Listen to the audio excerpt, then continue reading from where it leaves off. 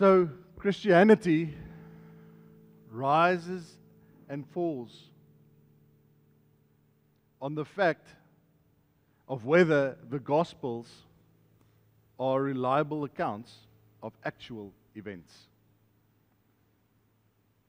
It is, because if that is not true, if the life and the events of Jesus is not true, then everything else in the Bible, everything else falls apart. You see, maybe you've been taught that no, you start the Bible, you start reading at Genesis, and then Jesus is a part of the story of the Bible. And maybe that's what we were taught, and that's why sometimes we struggle to make sense of some of the stuff in the Bible, because we don't have a context, and we think, okay, well, we can't make sense of the fact that there's a guy that was swallowed by a fish and was spat out 3 days later. And so that must mean that this Jesus guy also, that brings this Jesus coming to earth, that must mean everything is falling apart.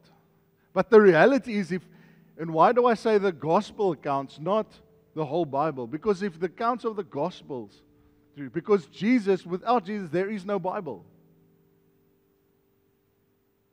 The Bible would not exist without Jesus. And so if you look at the Gospels, and the reason why we can trust the Bible, and that doesn't mean we understand everything that's in the Bible, it doesn't mean we understand, and that doesn't mean there's mysteries that we're going to unsolve, but the reason why I trust the Bible, why I give the Bible airtime in my life, is because Jesus referenced Noah and Abraham and David. You see, if Jesus is true, if the life of Jesus on earth is true, it changes everything. And so, when you look at the historical accounts of the Gospels, one criteria that historians usually use to measure whether an historical document, and that's why I don't like to call them stories, I like to call them historical documents, because they are documents, they are accounts that people, Matthew, Mark, Luke, and John wrote down of someone, a life of a person on earth. And so, a criteria that historians use to analyze whether these historical artifacts, these tales that they find is true, is the criterion of embarrassment. What it actually means is if there is to measure whether someone is telling the truth, when that author is relating an embarrassing account either of themselves or the person that they are trying to write about, odds are that the document is probably true. Think about it. If you were to write a story of your life for people in 1,000 years' time to remember, are you going to leave out, or are you going to leave in the bad bits? No. You're going to make that story really nice. And even the bad bits are not really going to be that bad, because it's going to actually add to the amazingness of you as a character. But if we look at the accounts of the Jesus, and we look at the gospel accounts, we find an embarrassment of riches when it comes to the embarrassment theory. The whole account is littered with these apostles, the disciples who were authoring this, who were often reprimanded by Jesus. They were often, Peter denied Jesus 3 times. If you were going to write the story, you were going to write the story as, no, all the other 11, they fell away, but I was the one who didn't deny Jesus. And yet Peter would write, he denied Jesus. I made a cut of myself. You had Judas who betrayed Jesus. If you were to write the story of Jesus, you would not write that Jesus, the moment when he was about to die, all of his followers fled away and he had no followers on the cross. You wouldn't write the story like that. And so we are now in part 2 of our series called Sinners Like Me. And we're looking at the account of Matthew as he starts his gospel, his version of the accounts of Jesus. And Matthew doesn't start with the Christmas story. He doesn't start with once upon a time in a little town called Bethlehem. No, he starts his story with the genealogy of Jesus, starting from Abraham. And we wonder why. You see, the reason Matthew started his gospel, the reason he was writing this gospel, first and foremost, was for his audience to understand that Jesus is first and foremost God's Messiah. He's writing for them to show them, listen, this person who I followed for 3 years, he is who he says he was. And therefore, we need to take what he said, what he did seriously. Matthew highlights the worst of the worst to introduce the best of the best. Why do we say that? Because last week we started to look at the genealogy. And very early on, we recognized that these people in the genealogy of Jesus, if you were to write the genealogy of Jesus yourself, you would make it full of heroes and people that were just larger than life characters. And yet, very early on in this genealogy, we find some stories that we don't tell around the Christmas table at family time.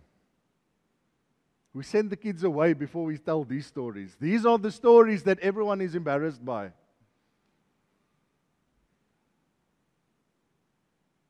But we realized last week that men and women with an embarrassing past are not an embarrassment to Jesus. You see, Matthew purposefully writes this genealogy of Jesus and highlights some specific people. He doesn't just go on with it. He stops and pauses and he wants people to see these are the people that are a part of the story of Jesus. And so he starts the story, as we saw last week, the genealogy of Jesus with the Messiah, son of David, the son of Abraham. And then he goes, Abraham was the father of Isaac, and Isaac the father of Jacob. Jacob, the father of Judas and his brothers. We know this story. If you know the Bible, you probably know these stories. You know that Abraham, yes, he's the father of the nation, but we know that Abraham himself was a coward and a liar for a lot of his life. We know that Isaac was not the greatest. And we know that Jacob was definitely not the model son that you would want. And then we get to the father. He was the father of Judah. And last week we learned about Judah's story. And then Matthew writes this, Judah, the father of his brothers, Perez and Zerah, whose mother was Tamar. And for the first woman to be mentioned in this genealogy, we heard about her last week, was Tamar, a woman who deceived her father-in-law to have kids. So yes, Judah was her father-in-law, with whom she had twins. And Matthew decides to put that part. He causes people to remind them, hey, do you remember Tamar? She is a part of the story. So, let's continue. The mother of Tamar, Perez the father of Hezron, Hezron the father of Ram, Ram the father of Aminadab. Danny, you guys got a boy on the way. It's a name suggestion for you. Aminadab the father of Nachshon. And then we get to this part. Now it gets good. Nachshon is the father of I'm assuming it's not salmon, but we'll say Salmon. Okay. Salmon, the father of Boaz. That name might start to ring a bell, but we're not there yet. Whose mother was Rahab. And we have to pause there. You see, Rahab came with a moniker. In the King James Bible, it says Rahab the harlot. In our times, Rahab the prostitute. And that moniker was as fixed to Rahab as you would with Alexander the Great and with Richard the Lionheart and all these characters. Rahab was known as Rahab the prostitute to all the Israelites and the people generations past. Now be careful. When you get to heaven one day and you meet Rahab, you will address her as Rahab, the mother of Boaz. But she had that moniker, and the reason why Matthew puts that moniker in there is it's crazy. Why would you put in the genealogy of the Son of God come to earth, you put in, you could have just said Salmon, the father of Boaz, the father of Obed, as we go on. But he pauses there and he wants to remind his listeners and his readers, Salmon, if you forgot, he married Rahab the prostitute. You see, Rahab enters as, in the line of Jesus, as the first of not one, not two, but three non-Israelite women in the genealogy of Jesus. You see, Rahab sits with two levels to her identity that would normally disqualify her from such a honored position on this list. The first is her occupation, obviously. And the second is her ancestry. You see, for us, we're living in a multicultural society, and we've come a long way. But don't miss this. The audience to which Matthew is writing, to the Israelites and the Jews to whom he is writing, your bloodline matters. It matters who your ancestors are. It matters that you do not have a mixture of a lot of different influences and stuff in your family. So the cleaner your bloodline is, the better Jew you are, or the better and we've seen examples of that kind of thinking throughout history. Why? Because it's such a part of the human nature. The human nature always tends towards elitism, always tends towards those versus them. These must be better than these. Always comparing. So we get to the story of Rahab, and we need to just take a moment and get into her story because it's fascinating. You see, around about this time, this story plays about 1,200 years BC, and about 1,200 years before Jesus arrives on earth. And so the Israelites are on their way to the country called Canaan, otherwise known as, we know this one, the Promised Land. And so Moses took them there, and they camped on the banks of the Jordan River, which is the border of the desert and Canaan. And Moses sent spies to go and scout the land, and they come back, and the spies report that, yes, it's a great country, we would love to live there, but their walls are too big, the people there are giants, they outman us, they outarm us, in every single way possible. There is no way we can invade and conquer these people. And so they would wander the desert for 40 years after that moment, until all those adults had passed away. And the new generation takes up the mantle, and Moses hands the baton over to Joshua, and Joshua says, guys, it's time. And so they're on the banks of the Jordan River, and he sends two spies to go into the land. And he says this, "Go and look over the land," he said, "and especially Jericho." So they went and entered the house of a prostitute named Rahab and stayed there. And so we have our introduction to Rahab, and they stay with Rahab, and what happened was someone spotted that these people that they didn't know, they assumed to be Israelites, and they spotted that these people actually came to stay with Rahab. And so the king sent some soldiers to go and find these guys. So they went to Rahab's house, and they didn't just barge in, probably because of her occupation. They knocked, and they said that the king of Jericho was told, "Look, some of the Israelites have come here tonight to spy out the land." So they're coming to Rahab and saying, "Rahab, we've heard that there's spies living with you. Where are they?" But Rahab did something miraculous. She hid the spies in her house, and she lied to the guys and said this: "At dusk, when it was time to close the city gate, they left. I don't know which way they went." So one of the big reasons why they chose to stay at Rahab's house is because Rahab's house was adjacent to the outer wall of Jericho. So this would be an easy escape for them should they find themselves in that situation.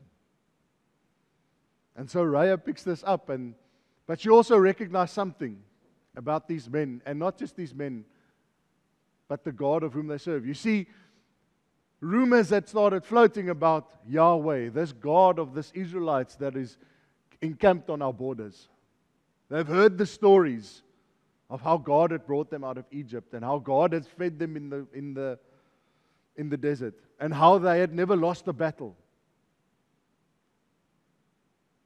And so Rahab, before the two spies are to leave, Rahab says this: "I know that the Lord has given you this land, and that a great fear of you has fallen on us, so that all who live in this country are melting in fear because of you.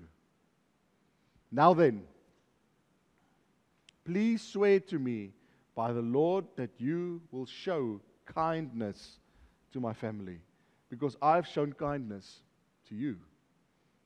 Spare the lives of my father and mother, and my brothers and sisters, and all who belong to them." And so the spies agreed to this pledge. They said, "Our lives for your lives," the men assured her. And so one of the most miraculous battles in history takes place. A few days later, they would cross the Jordan River in another miracle.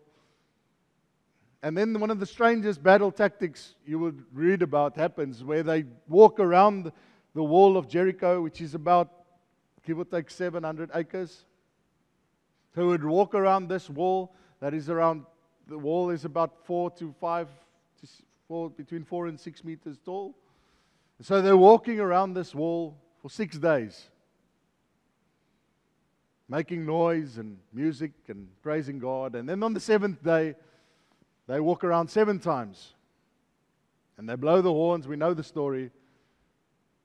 And the city's walls fall. Miraculous. All the fears that these Canaanites were carried were justified in that moment. But the part of the story that we went across so quickly was that the two spies told Rahab that she must leave her rope, a red rope, hanging from her window on the day that they are to attack the city. And everyone who is in her house will be spared. And so when the walls crumbled, every single building crumbled in that city, except for one. The house of Rahab, the prostitute. The one who you would least expect it from.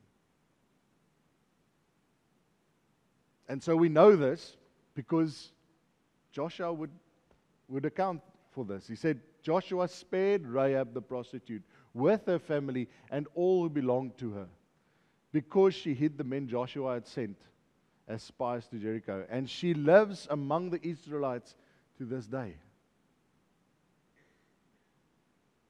Salmon, the father of Boaz, the mother of Rahab, the prostitute.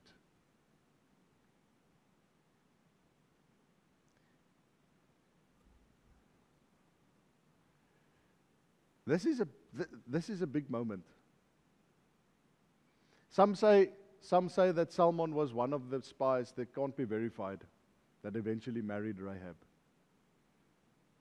But Rahab had been carrying this way of life with her. And yet, Matthew decides, and I think it was so profound when Matthew wrote this, because you have to put yourself in Matthew's shoes. This is Matthew's story. Why? Because Matthew was a tax collector. Basically, in Jewish terms, Matthew was worse than a prostitute.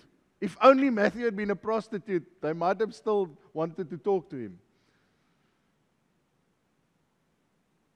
And I think Matthew is writing this genealogy and he's thinking of his own story, because this is Matthew's story.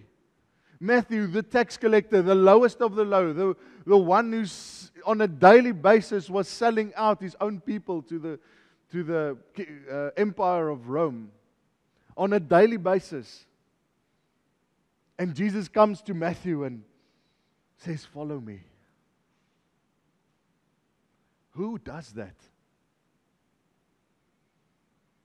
And so I think Matthew is writing this, he's looking at Rahab and he's just sees himself in that. He sees a pattern, because why? Because he's a part of that pattern. He's a part of a God, a story of a God who doesn't choose the qualified. He chooses the ones that least expect it. And somehow in our lives, we've made it that we need to qualify. I can't because I still need to. I can't because I'm not good enough. I can't because I don't have enough faith. I can't because I've messed up this. I can't because my life is this. I'm divorced. I can't do this because I've messed up my career, or whatever that might be. I don't know what you carry. But somehow we've taken how we feel about ourselves and our situations and what people have thought about us, and we've projected that onto who God is. And we've projected that onto how God interacts with us as people. And so what we do unfairly and unjustly to God is we put God in a box of, no, I need to qualify, I need to do this. And then we somehow give God the fault as well, because I'm not good enough to measure up to God's incredible standards. And yet, nowhere in the Bible, nowhere in the Gospels do you read, do you experience that way of thinking, that way, that character trait of God. And Matthew would stand in front of you today as if he could, and this is his best way of doing it, was to write it down. Is to say, I am nothing special. Believe me. Paul would say, I am the chief of all sinners. Don't look at me and think I am the big cheese. I am here because Jesus chose to get into my mess and walk with me and to invite me into a bigger story. My friends, God's holiness is not at odds with His mercy. His holiness, the greatness of God, the creator of heaven and earth, the one who with whom sin cannot be entangled, with one with whom the light which darkness can't be in presence with. Don't be mistaken. That light is not at odds with His mercy. And His character does not impede His sovereignty. The fact that His character is to is for everyone. For everyone to become a part of. Is what makes Him great. Is what makes Him the King of Kings and the Lord of Lords. We think of kings and lords as people that lord it over them and just rule. And we think they are merciless, and we look at our sports stars and we look at our icons and we think, yes, they are ruthless, yes, but that's what it takes to become great, doesn't it? To be ruthless. You must be singular focused. You must be, sometimes you have to step on people. You need to discard people so that you can reach your goal. And God comes through Jesus and shows that, no, greatness is not measured that way. Everyone. The invitation that Jesus brings through the story, through the story of Tamar, through Rahab, and next week we're going to look at another person with a seedy past. Through all of these stories, He says, no, it is people like you and me, sinners, people that have messed up, to whom the invitation is extended. An invitation to what?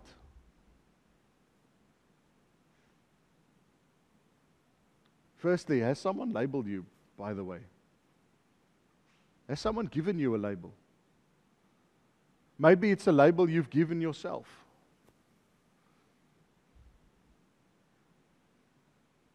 I've had labels. People still giving me labels. I don't know what your label is. What is the label that people have given you or you've given yourself?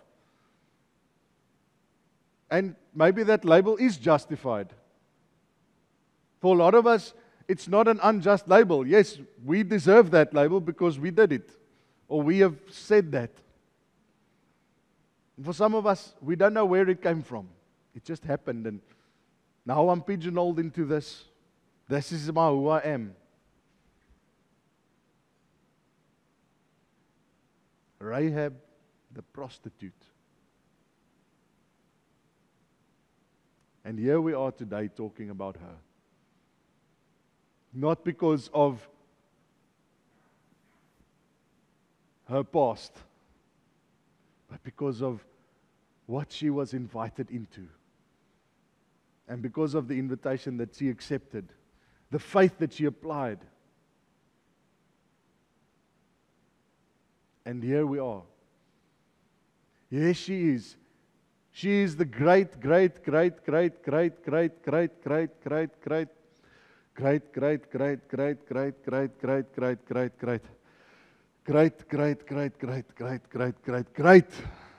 28 times great grandmother of who? Jesus Christ, the Savior of the world. Not Rahab the magnificent or Rahab the faithful, Rahab the prostitute. And God has come and He's given you the invitation to say, hey, Tian, the ... come in. Be a part of. Let me give you a new label. Let me give you a new tag. Let me give you a new identity. I want to invite the band on stage for this last part.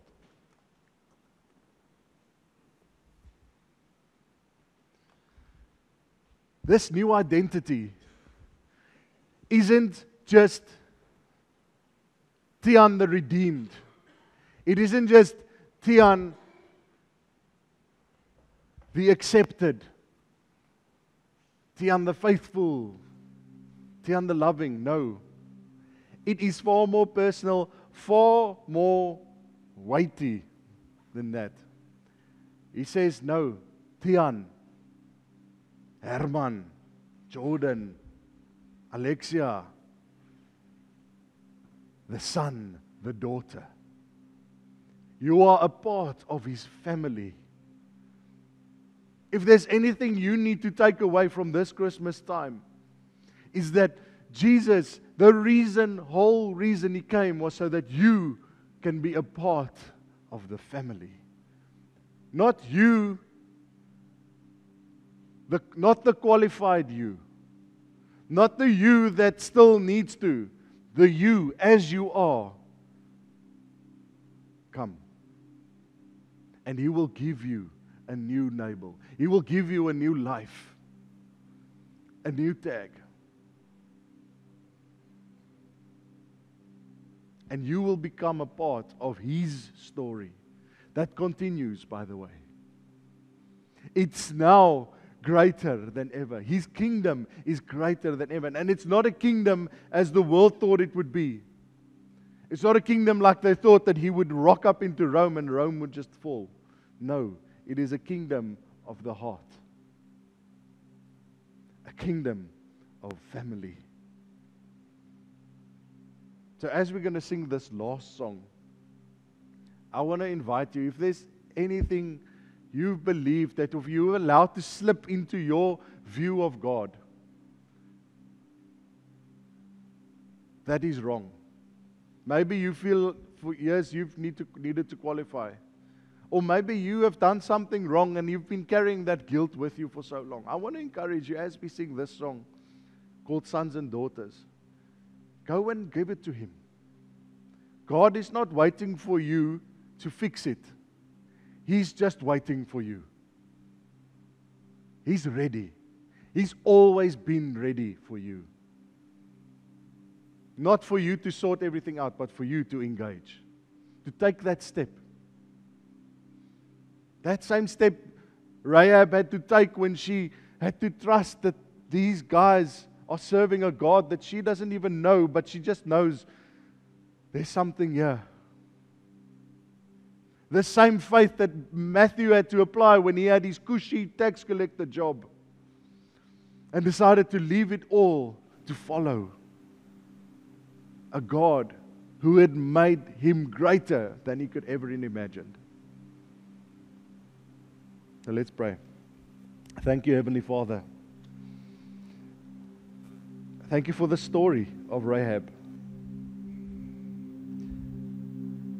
Thank you that she reminds us that we do not need to qualify. Thank you that her story reminds us that our past doesn't define us. You do. So, Father, I pray that as we step into this world, as we step out of these doors, Father, I pray that anything that we believe that is not from you, we will choose to believe different. We will choose to believe who you say we are. Because Jesus, that is what you invited us into when you came to earth all those years ago. And Father, I pray that as we choose to trust you, as we choose to engage in relationship with you, you will take us on an adventure of a life that is worth so much more than we could have ever imagined. Amen.